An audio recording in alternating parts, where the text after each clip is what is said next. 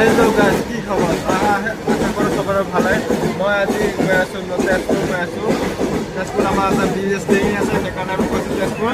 বাকী চবেই ৰাতিপুৱা আমি আজি 4:30 মানে ঘৰৰ পৰা ওলাই আহিছোঁ তহঁতৰ বাইকখনত। এতিয়া বৰ্তমান ট্ৰেইনত আছোঁ। আমাৰ ট্ৰেইনখনত গৈ আছে আৰু লগতে আৰু এখন ট্ৰেইন আছে। চাওক আমি এতিয়া ট্ৰেইনত আছোঁ। এইটো চিনি পাবই, বৰাহু ষ্টেচন বুলি কয়। বৰাহু ষ্টেচনত এতিয়া বৰ্তমান আমি নগাঁৱৰ পৰা আহি পিছফালে বৰাহু ষ্টেচনত বৰ্তমান আহি পাইছোঁ।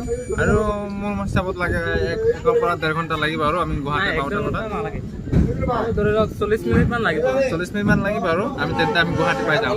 এতিয়া মানে আমি আগতে চব আমি ট্ৰেইনিং কৰিছোঁ বাছত গৈ ৰাতিপুৱা বাছ ভাড়া কৰি ইয়াত ট্ৰেভেলাৰ ভাড়া কৰি ট্ৰেইনিং কৰিছোঁ।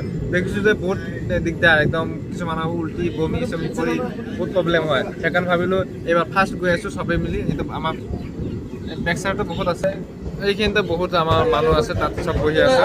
সেইকাৰণে আমি আজি এইবাৰ ভাবিছোঁ কি ট্ৰেইনত যাওঁ। ট্ৰেইনত গ'লে মানে চব বিন্দাছকৈ যাব পাৰে, না টেনশ্যন নাই কোনো কিবা, না কোনো উল্টি না বমি, একদম ফ্ৰী মাইণ্ডত যাব পাৰে।